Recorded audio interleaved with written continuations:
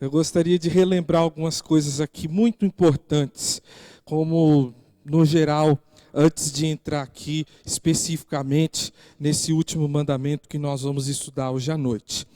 Primeiro, eu gostaria de lembrar você que os 10 mandamentos nos foi dado como expressão do amor de um Deus que se importa com a qualidade de nossas vidas.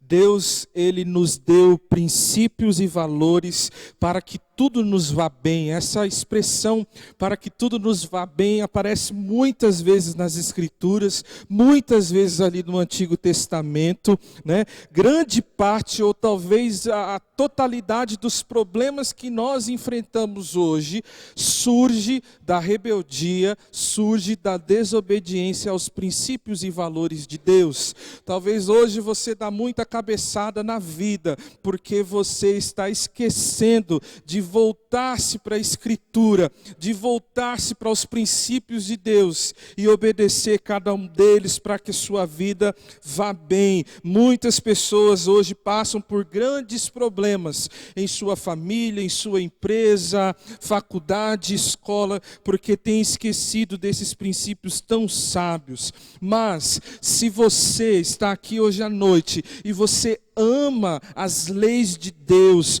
você atenta para esses princípios e valores de Deus, naturalmente, consequentemente, você será bem-sucedido, você será feliz, tudo irá caminhar bem, porque Deus é o Criador e Deus conhece a sua criatura, e Ele, quando dá princípios e valores para nós, é para que nós, obedecendo esses princípios e valores, nós consigamos viver o melhor de Deus para as nossas vidas. Então, que você seja desafiado e lembrado disso. Os princípios e valores de Deus não são para que você, obedecendo, seja amado, mas os princípios e valores de Deus é a expressão do amor de Deus por você. Deus fez isso porque Ele te ama. Toda vez que um pai senta com um filho para dar conselhos a ele, é porque esse pai ama esse filho, esse pai se importa com esse filho, esse pai quer ver o seu filho caminhando na direção certa, fazendo aquilo que vai fazer bem, que vai trazer consequências maravilhosas para a sua vida, vai fazer com que ele caminhe no caminho certo, na direção certa. É isso que Deus faz com a gente quando Ele nos dá os 10 mandamentos. Os 10 mandamentos também, eles nos são dados com o objetivo de nos manter livre. Livre do quê? De devoções, sentimentos e práticas com o poder de nos escravizar. Lembra do contexto dos 10 mandamentos? O povo é liberto e Deus, Ele quer que esse povo continue livre. Deus não quer que o povo volte para a escravidão.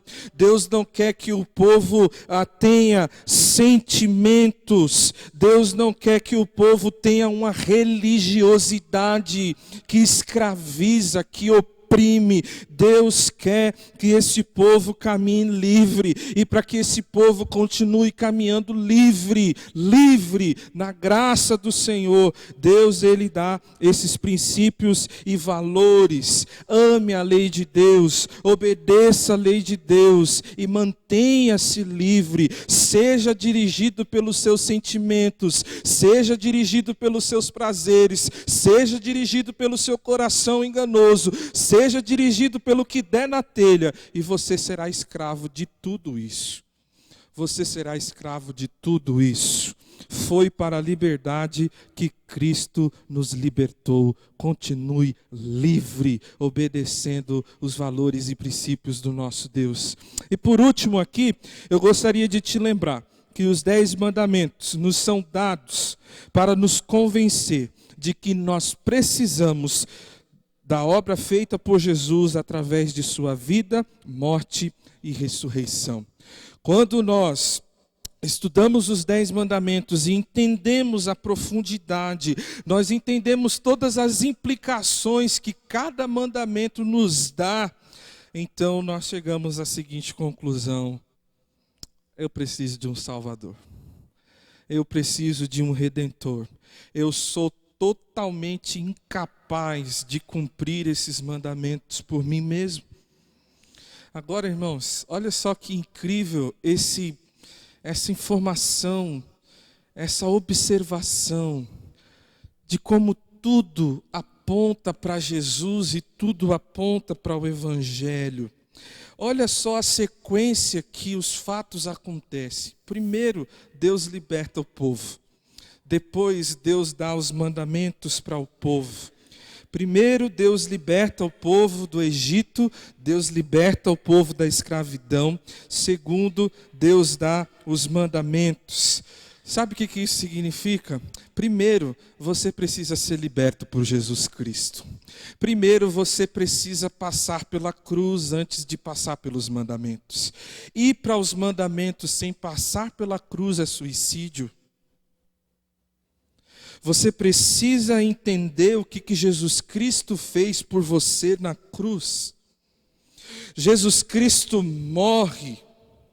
Jesus Cristo nos liberta da condenação, da morte. Jesus nos dá vida e a partir da cruz você volta para os princípios e valores da palavra. Você volta perdoado, reconciliado e capacitado pelo Espírito Santo de Deus a viver cada um desses princípios e valores na sua vida. É impossível você viver os princípios e valores de Deus sem o poder e sem a graça do Espírito Santo.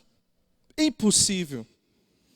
Mas com Cristo, com a graça dele e com o poder do Espírito Santo que habita em nós, nós podemos sim viver para a glória de Deus e obedecer os seus valores e princípios. Mas antes, você precisa ser liberto. Antes você precisa ser salvo.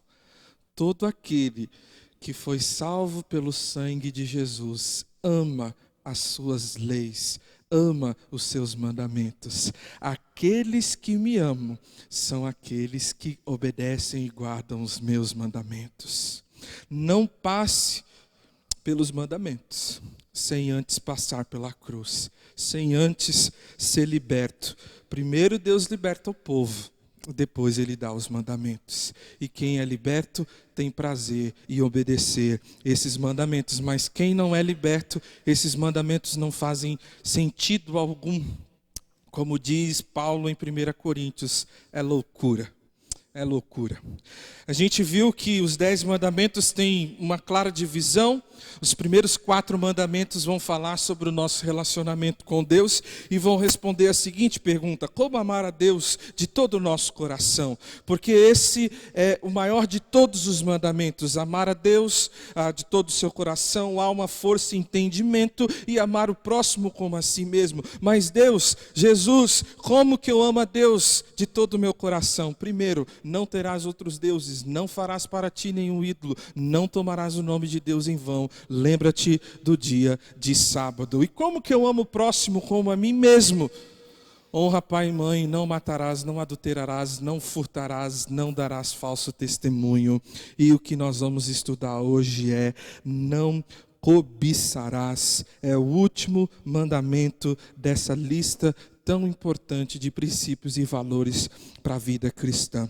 O texto de Êxodo, capítulo 20, verso 17, diz assim: não cobiçarás a casa do teu próximo, não cobiçarás a mulher do teu próximo, nem seus servos ou servas, nem seu boi ou jumento, nem coisa alguma que lhe pertença. Vamos orar. Amado Jesus, que o Senhor possa acalmar os nossos corações hoje à noite. E vir de encontro, Deus, ao mais profundo da nossa alma. E através da Tua palavra nos transformar, nos edificar, nos animar, nos encorajar. Deus, que em nome de Jesus o poder transformador da Tua palavra possa agir em nosso meio aqui nesta noite. Que o Senhor me use mais uma vez para a Tua honra e glória. Que o Teu nome seja exaltado e glorificado. E que cada pessoa aqui dentro esteja com o coração cheio de expectativa e de ânimo para ouvir o que o Senhor tem a nos ensinar hoje à noite. Fala conosco, Deus. Fale poderosamente aos nossos corações. Para a honra e glória do Teu nome, nós oramos assim. Amém e amém. Glória a Deus. Eu começo falando sobre esse mandamento com uma convicção muito forte no meu coração de que a cobiça, ela tem causado estragos enormes à nossa sociedade. Esse mandamento, esse pecado, ele tem sido autodestrutivo e também tem destruído a vida de outros. Muitas pessoas, elas estão pagando um preço muito alto, um preço altíssimo por causa deste pecado, por causa da desobediência a este mandamento.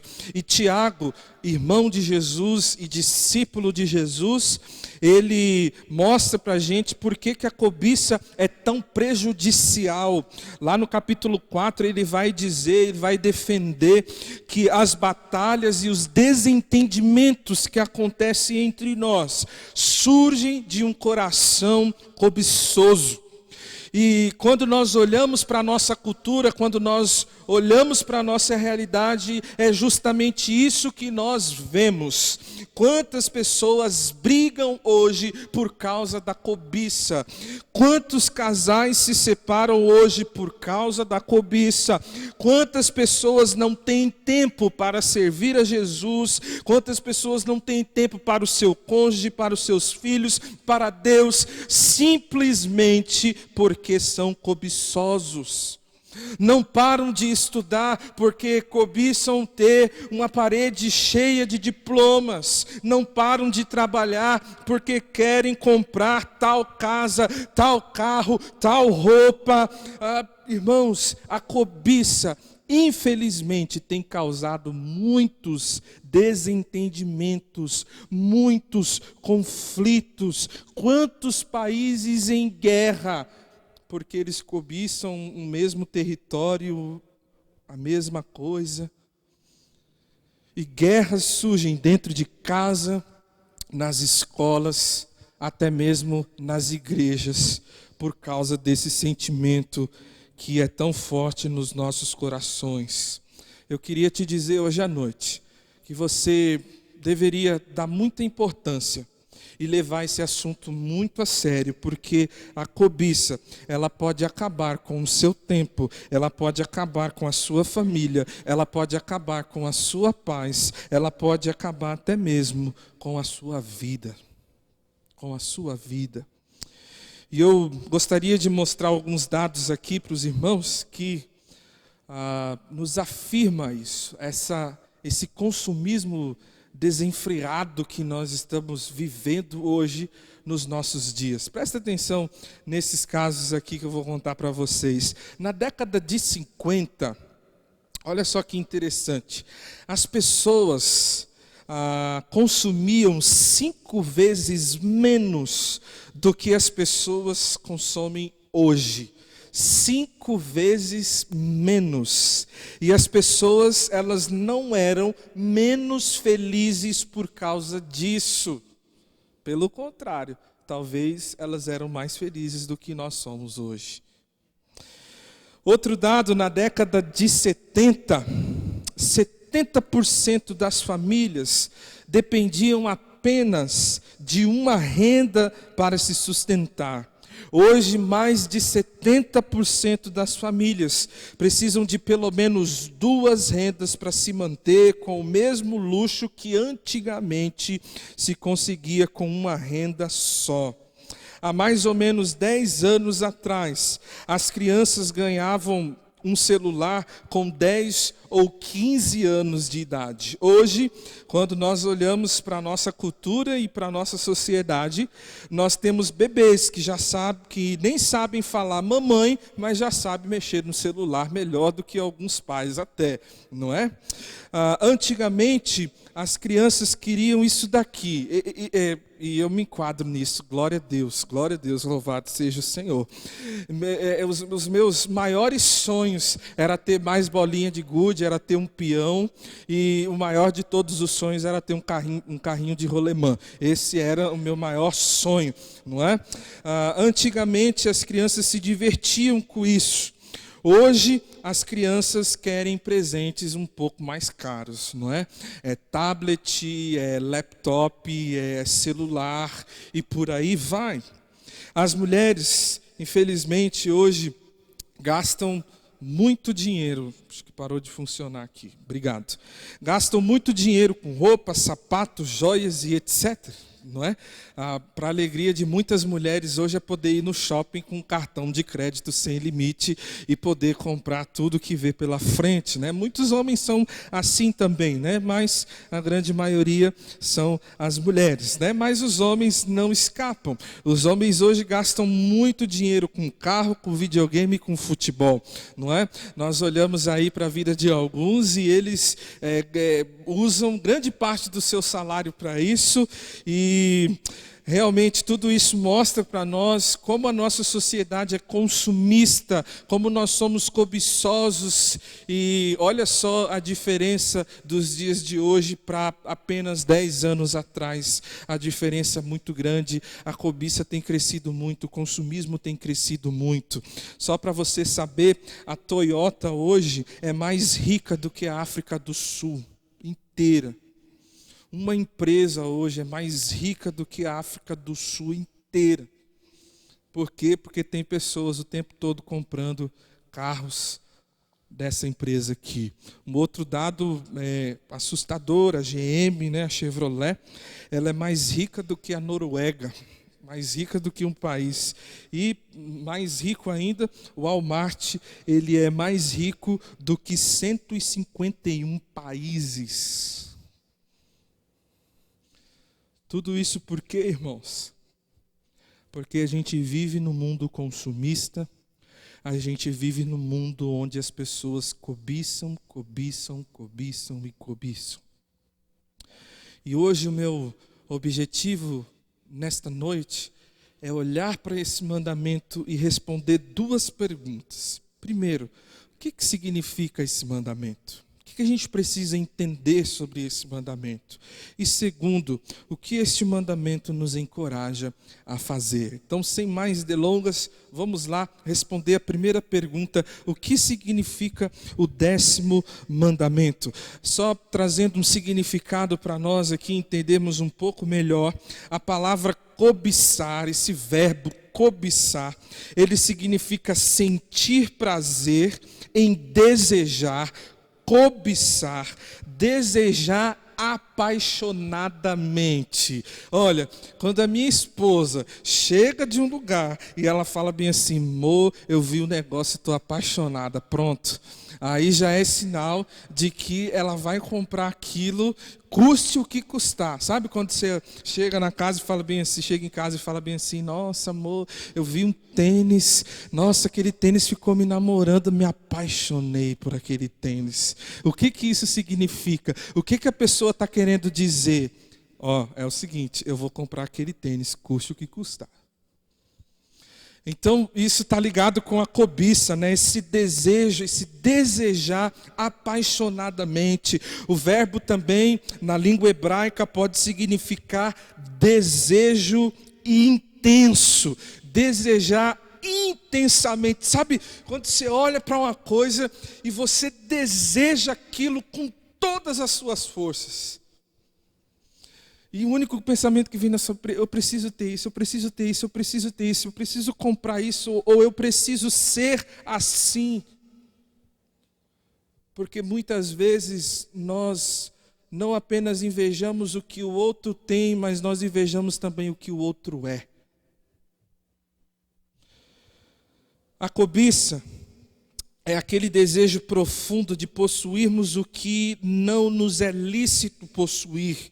A palavra de Deus diz: não cobice os bens do próximo, a mulher do próximo, a casa do próximo, qualquer tipo de pensamento, irmãos, ou desejo que surja na nossa mente e no nosso coração e seja contrário à lei de Deus é pecado contra o último mandamento dos 10 mandamentos.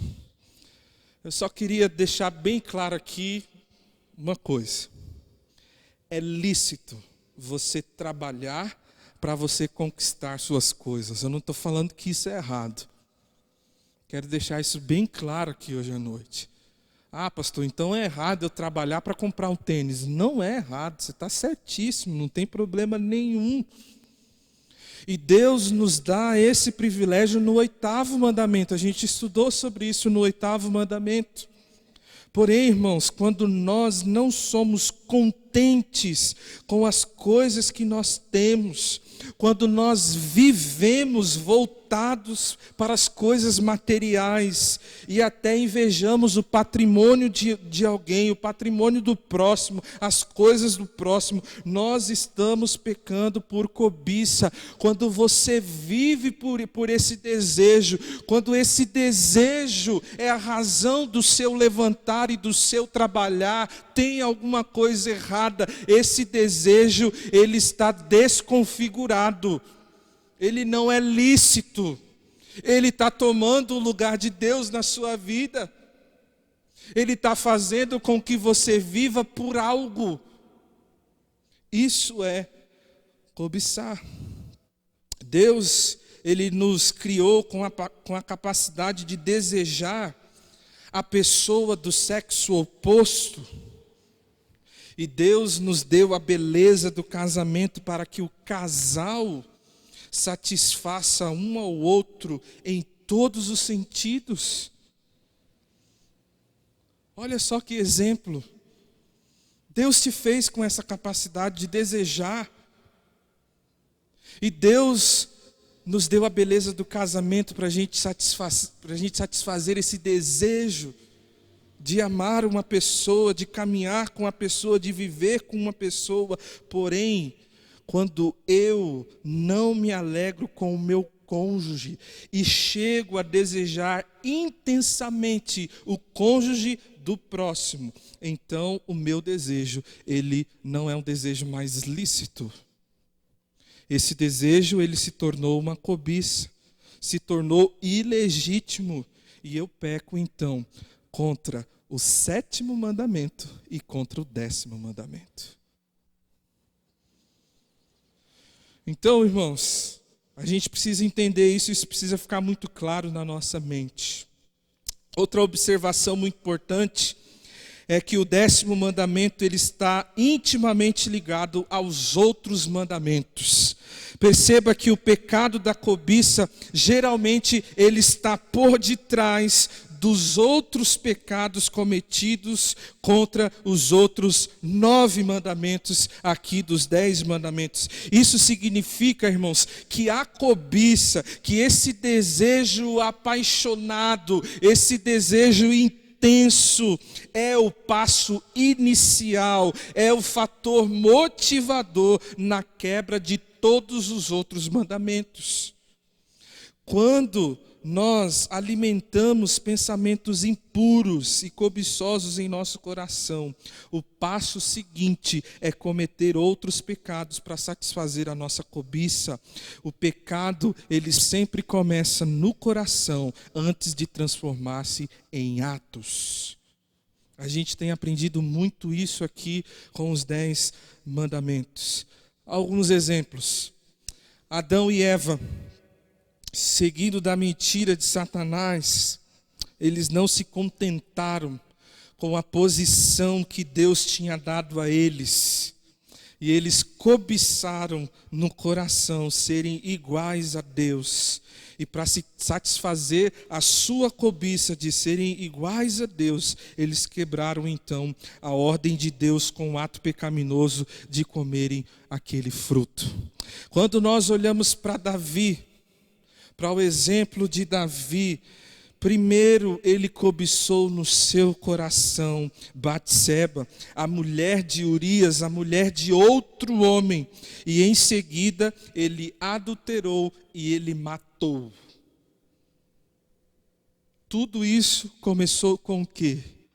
Com a cobiça. Primeiro ele cobiçou, depois ele adulterou e matou. Isso tudo confirma o que está escrito em Tiago capítulo 1, verso 15. Diz assim: então a cobiça, depois de haver concebido, dá à luz o pecado. E o pecado, uma vez consumado, gera morte. Irmãos, a cobiça é a fonte de todo pecado. E o salário do pecado, não esqueça, que é a morte. Agora, como que a quebra desse mandamento também me faz quebrar os outros mandamentos? Olha só que interessante, para não dizer triste, não é? A cobiça, ela pode me levar a pecar contra o primeiro mandamento. Não sei quantos de vocês ainda lembram do primeiro mandamento. E por que a cobiça pode me levar a quebrar o primeiro mandamento? Porque quando eu vivo para mim mesmo, ou voltado apenas para os meus bens, para satisfazer os meus prazeres, eu passo, então, a ter outros deuses além de Deus. Olha só como que a cobiça faz você quebrar outros mandamentos. Deus, ele não tem mais o primeiro lugar na sua vida. O que importa é a satisfação dos meus desejos e das minhas riquezas. A cobiça também pode nos levar a pecar contra o quarto mandamento. A minha motivação não é a necessidade para trabalhar, mas a minha motivação é apenas a oportunidade de ganhar um pouco mais de dinheiro no dia do Senhor. E isso é cobiça. Isso é a falta de confiança em Deus que cuida de nós. É falta de amor à palavra de Deus que nós desprezamos no dia do Senhor. Deus diz: trabalhe 6 dias e no 7º dia lembre-se do Senhor. Mas a cobiça faz a gente também quebrar o 4º mandamento, porque nós trabalhamos e trabalhamos e trabalhamos e trabalhamos e nós esquecemos do Senhor, nós esquecemos de guardar o dia para aprender da sua palavra, para estar junto com os irmãos em Cristo, em comunhão. A cobiça também nos leva a pecar contra o próximo.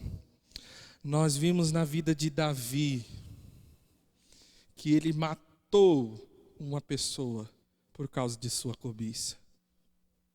E lembra, a cobiça está na segunda parte dos 10 mandamentos, que fala do nosso relacionamento com o próximo. Quando nós desobedecemos o último mandamento, automaticamente, irmãos, naturalmente, a gente vai quebrando todos os outros mandamentos também. Então, nós devemos ter cuidado com os maus desejos do nosso coração. E pai e mãe, deixa eu te pedir um grande favor. Você começa a ensinar o seu filho a lutar contra a cobiça desde cedo. Não dê tudo que o seu filho te pede. Não deixe o seu filho fazer tudo que ele te pede. Hoje há bebês com celular na mão. E daqui a alguns dias eles vão estar pedindo coisas muito maiores e mais caras para você. E é através desse gesto de apenas dar que você vai nutrindo no coração do seu filho e da sua filha esse sentimento que tanto prejudica a sociedade e as famílias. Faça isso, pai. Tome cuidado com isso. Tome cuidado com os seus filhos. Tome cuidado para não desenvolver no coração do seu filho a cobiça, para que ele não cresça com esse sentimento aflorado no seu coração. Então, respondemos a primeira pergunta, vamos responder a segunda pergunta então. O que este mandamento nos encoraja a fazer? Primeiro, cultive o contentamento. Esse mandamento nos encoraja a cultivar o contentamento. Segundo Santo Agostinho, um grande teólogo do século I, ele disse que quando desejamos mais do que o suficiente, nós estamos cobiçando. Preste atenção nisso. Quando nós desejamos mais do que o suficiente, nós estamos cobiçando. E quando nós desejamos mais do que o suficiente, é quando falta contentamento, porque contentamento significa estar satisfeito com o que se tem. É isso que significa a palavra contentamento. A cobiça faz a gente olhar para o que nós não temos e isso nos entristece. O contentamento faz olhar para o que nós temos e isso nos alegra. Percebe a diferença? Um coração cobiçoso é um coração que vive com seus olhos naquilo que não tem. Eu não tenho isso, eu preciso ter isso, eu preciso comprar isso. E quando você olha para as suas condições e você não pode ter o que você tanto quer, o que você não tem, você se entristece com isso. Mas o contentamento, o coração contente, é aquele que olha para o que tem e ele está satisfeito com isso. Ele olha para tudo aquilo que Deus já deu a ele. Ele olha para a casa que tem, ele olha para o carro que tem, ele olha para as roupas que tem, e ele diz: louvado seja Deus, porque eu tenho tudo isso. A cobiça te faz olhar para o que não tem e te entristece. O contentamento faz você olhar para o que tem e te alegra. Um texto muito conhecido sobre esse sentimento chamado contentamento é o texto de Filipenses capítulo 4, do verso 11 até o verso 13. Se você quiser abrir sua Bíblia lá, eu te aguardo. Filipenses capítulo 4, do verso 11 até o verso 13. Uma carta escrita pelo apóstolo Paulo aos filipenses. E ele vai falar justamente sobre esse sentimento de contentamento. E ele diz assim, eu usei aqui esse versículo, a tradução NTLH, a nova tradução na linguagem de hoje. Achei muito interessante a forma como eles traduziram esse versículo aqui. Diz assim: não estou dizendo isso por me sentir abandonado, pois aprendi a estar satisfeito. Olha que interessante, irmãos, essa expressão que o apóstolo Paulo usa. Eu aprendi a estar satisfeito com o quê? Com o que eu não tenho? É isso que diz aí? Sim ou não, irmãos? Não, não é isso. Ele diz assim: eu aprendi a estar satisfeito com aquilo que eu tenho, com aquilo que eu já tenho. Paulo, ele não estava olhando para as coisas que ele não tinha. Paulo estava olhando para as coisas que ele já tinha. E ele falou: eu aprendi a viver satisfeito com o que eu tenho. O que eu tenho me satisfaz. E aí ele continua. Seguinte: eu sei o que é estar necessitado, e eu sei também o que é ter mais do que é preciso. Muitas pessoas olham para essa afirmação de Paulo e dizem assim: ele falou que é satisfeito com o que tem porque ele nunca teve o glamour, porque ele nunca teve mais do que ele já tem. Mas o apóstolo Paulo, irmãos, ele diz assim, eu sei o que é estar necessitado, mas eu também sei o que é ter mais do que preciso. Eu já passei por isso também. E ele continua: aprendi o segredo de me sentir contente em todo lugar e em qualquer situação. Paulo está dizendo, o segredo do contentamento não é nem aonde você está e nem o que você tem. Tem nada a ver com isso. Quer esteja alimentado ou com fome, quer tenha muito ou tenha pouco, com a força que Cristo me dá, posso enfrentar qualquer situação. Ou em outras traduções, tudo posso naquele que me fortalece. Infelizmente, a nossa cultura nos estimula a pensar que quanto mais tivermos, mais contente seremos. Quanto mais você tiver, quanto mais você conquistar, conquiste todas as coisas, vá em busca de todos os seus sonhos, vai, conquiste isso, conquiste aquilo. A nossa cultura dá esse grito hoje, e eles dizem, quanto mais você tiver, mais você vai ser feliz, mas não é isso o que a Bíblia diz. Não é isso que as Escrituras dizem. O apóstolo Paulo diz, eu aprendi a viver contente em toda e em qualquer situação, e o que eu tenho está bom demais. Se Deus, com a graça dele, me ajudar a conquistar qualquer outra coisa, louvado seja o teu nome, mas se eu não tiver, se Deus não me der, está tudo certo. Está tudo certo. As circunstâncias e as coisas não são o segredo da felicidade. Quando perguntaram a John Rockefeller, na época ele era o homem mais rico do mundo, perguntaram assim para ele, John, de quanto dinheiro uma pessoa precisa para ser feliz? A resposta dele foi a seguinte, só mais um pouquinho. Essa foi a resposta do homem mais rico do mundo. Sabe do que você precisa para ser feliz? Só mais um pouco. E aí você conquista mais um pouco, e aí te pergunta de novo, o que você precisa para ser feliz? Ah, só mais um pouquinho. E aí você conquista aquele mais um pouco, e aí te perguntam de novo, o que você precisa para ser feliz? Ó, é só mais um pouco agora, de verdade. Mas a grande verdade é que você nunca vai se satisfazer com isso. Irmãos, a grande verdade é que se você não viver feliz com o que você tem, você não viverá feliz com o que vier a ter. Você entendeu o que eu acabei de dizer? Se você não é feliz com o que tem, você não viverá feliz com o que vier a ter.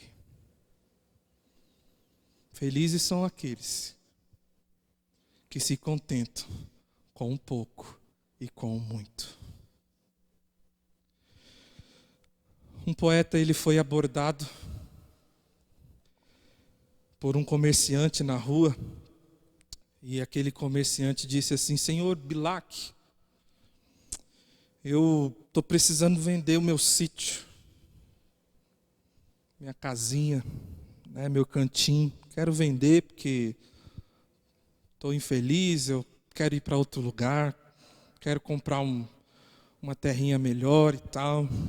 Será que o senhor, como poeta que é, como bom poeta que é, poderia fazer um anúncio para mim no jornal? Para que eu consiga vender logo esse meu sítio? E aí, Olavo Bilac, ele fez isso. E o anúncio ficou assim. Vende-se encantadora propriedade, onde cantam os pássaros ao amanhecer no extenso arvoredo, cortada por cristalinas e marejantes águas de um ribeirão. A casa é banhada pelo sol nascente e oferece a sombra tranquila das tardes na varanda. E foi esse então o anúncio que Olavo Bilac fez para aquele comerciante. Meses depois, o poeta esbarra de novo com esse comerciante na rua e faz a seguinte pergunta, e aí, já vendeu o seu sítio? Como é que tá? Conseguiu? E aí o comerciante olhou para Olavo Bilac e disse bem assim, seu Olavo, eu nem sequer mais penso nisso, porque eu fui o primeiro a ler o anúncio. E quando eu li o anúncio, eu percebi a maravilha que eu tinha. Quantas vezes, irmãos, nós estamos rodeados pelas bênçãos de Deus, mas a gente não enxerga. Quantas vezes Deus nos abençoa de uma maneira tão abundante, só que a gente está sempre pensando numa casa melhor, num carro melhor, e nós esquecemos que nós temos bênçãos maravilhosas de Deus nas nossas vidas. O contentamento faz você olhar para o que você tem, e isso te alegra. Eu lembro para você as palavras registradas em 1 Timóteo capítulo 6, verso 8. Por isso, tendo o que comer e com o que vestir-nos, estejamos com isso satisfeitos. Irmão, posso fazer uma pergunta para você? Você me responde com amém? Pode ser? Você tem o que comer hoje? Amém. Nem preciso fazer a segunda pergunta, porque todos vocês estão muito bem vestidos hoje à noite. Sabe o que a palavra de Deus diz para nós? Tenho que comer, irmão?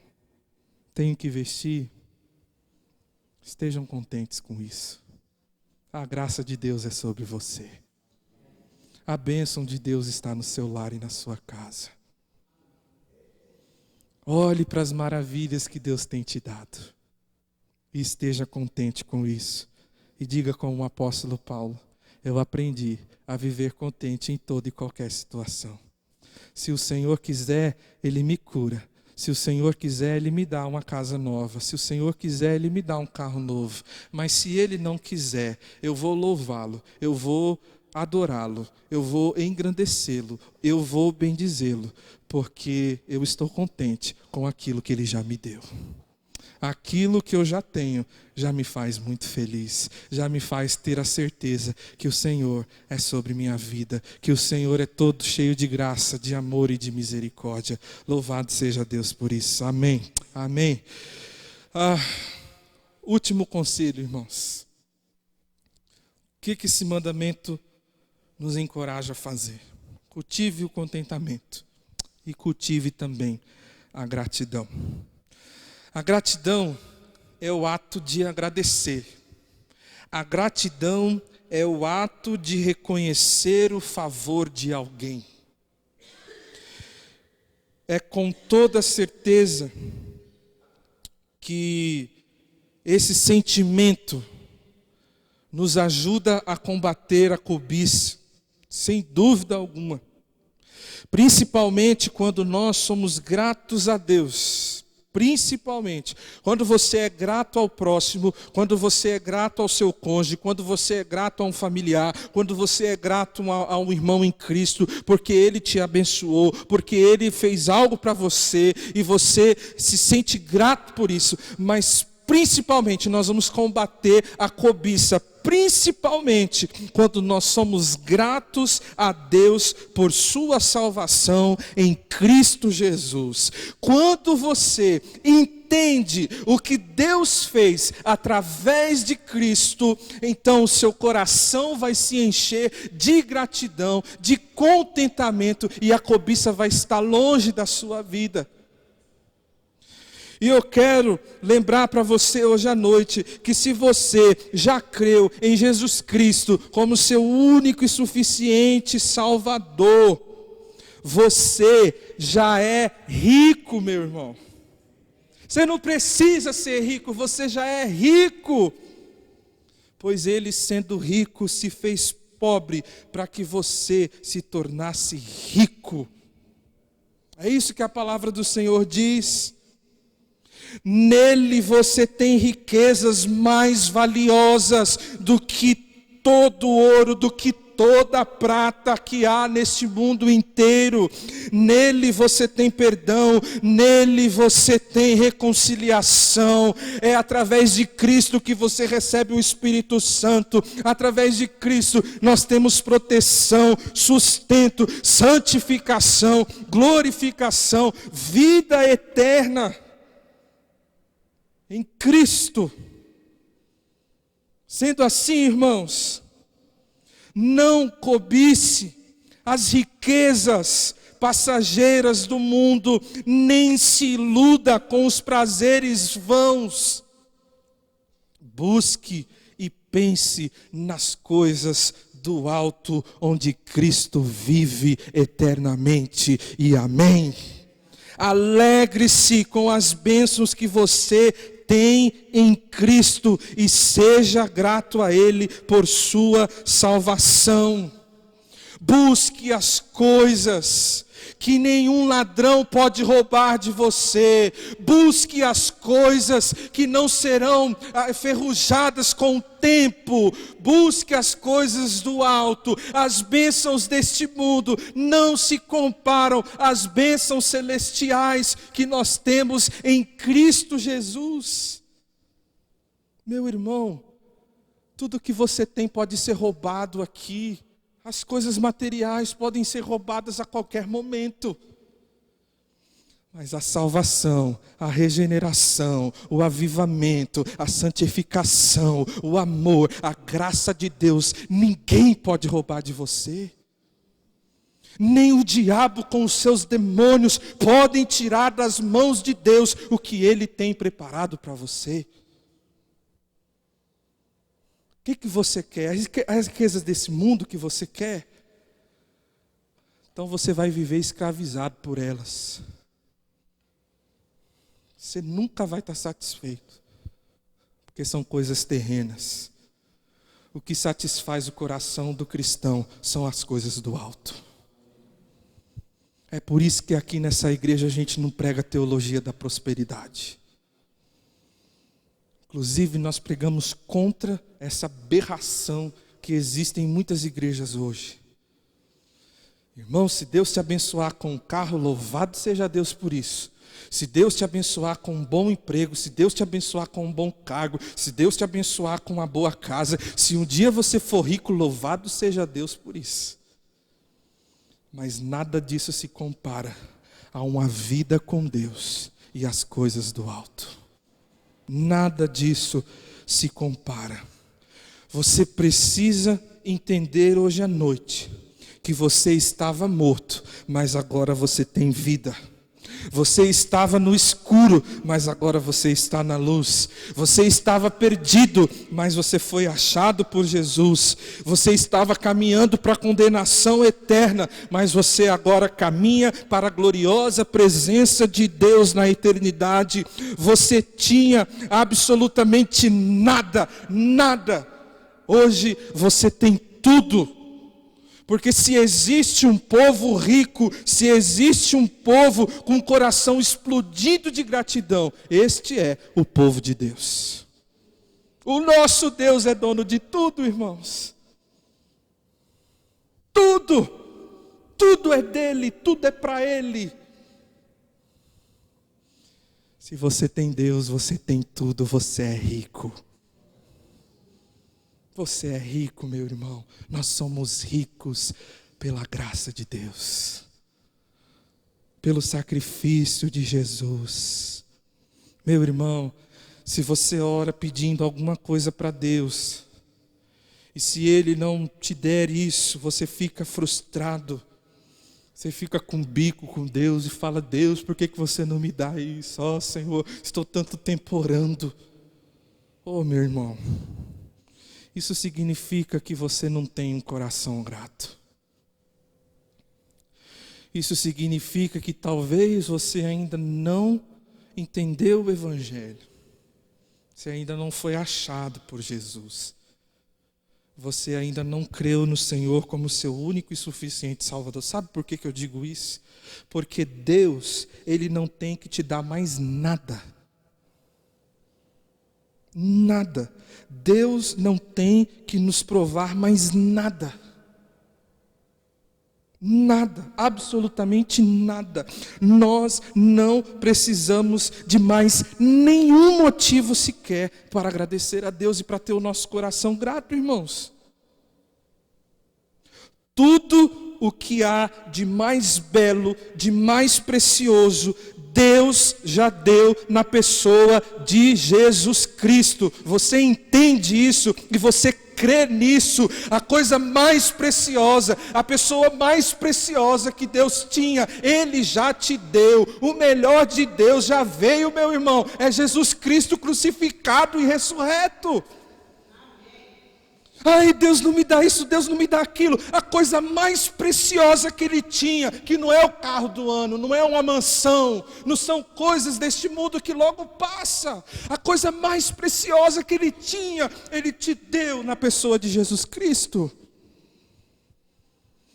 O melhor de Deus não está por vir, o melhor de Deus já veio. E eu não preciso de mais nada. Se Deus não me der mais nenhuma bênção, a vida inteira ainda, eu vou glorificar o nome de Jesus. Eu vou adorar o nome de Jesus. Eu vou estar contente em toda e qualquer situação. Eu não posso ter carro. Eu não posso ter casa. Mas eu tenho Jesus. E não importa o lugar, e nem aquilo que eu tenho. Se eu tenho Jesus, tudo eu posso nele que me fortalece. Tudo, tudo, tudo. Glória a Deus por isso. Eu termino o mandamento de hoje dizendo o seguinte: um coração que cultiva contentamento e gratidão é um coração livre de toda cobiça. O coração que cultiva contentamento e gratidão é um coração livre de toda cobiça. E eu termino toda esta série dos 10 mandamentos com as palavras de Maurício Zagari, que ele diz assim: aos olhos do autossuficiente homem pós-moderno, o decálogo, os 10 mandamentos, parece ser uma castradora e anacrônica lista de proibições, estabelecidas por um Deus estraga-prazeres, tirânico e mandão. Mas, na verdade, eles constituem o passaporte para uma vida equilibrada, harmoniosa e, consequentemente, feliz. Uma demonstração de um Pai gentil, carinhoso e devotado para com a humanidade. Graças a Deus por sua palavra e pelos seus mandamentos.